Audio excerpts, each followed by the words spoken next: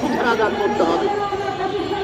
আজকে সেই জন্য নারীদেরকে হতে হবে সংগঠিত, সর্বোচ্চ ঘরে বাইরে, ইট কারখানায়, কৃষি ক্ষেত্রে, যেখানেই নারী রয়েছে সেখানেই শক্তিশালী সংগঠন করে তুলতে হবে।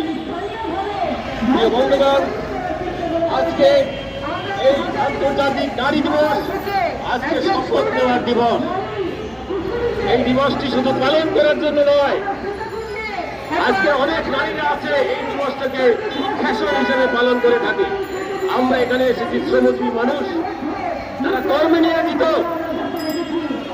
আমরা প্রকৃতপক্ষে মনে করি এই নারীদের সংগঠিত করে তীব্র লড়াই সংগ্রাম করে তুলতে হবে। আর একটি বিষয়, যখন আমরা এই দিবসটি পালন করছি তখন মধ্যপ্রাচ্যে এক ভয়াবহ অবস্থা। আপনারা জানেন, সাম্রাজ্যবাদের মোড়ল আর্থিক বন্ধুকের ওই ডোনাল্ড ট্রাম্প মধ্যপ্রাচ্যের ইরানের উপরে আঘাত করেছে।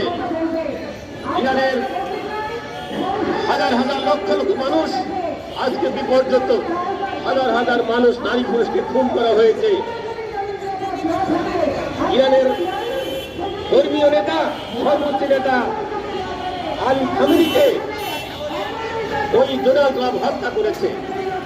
এই বন্ধুগণ, আজকে যেখানে যুদ্ধ হয়, যেখানে দুর্যোগ হয়, সেখানে আমরা দেখি নারীরা সবচেয়ে বেশি নিপীড়নের শিকার, তারাই বেশি ক্ষতির শিকার। আজকে সারা দেশে নারীদেরকে বুঝতে হবে এই পুরুষতান্ত্রিক সমাজের তাদেরকে বাঁচতে হলে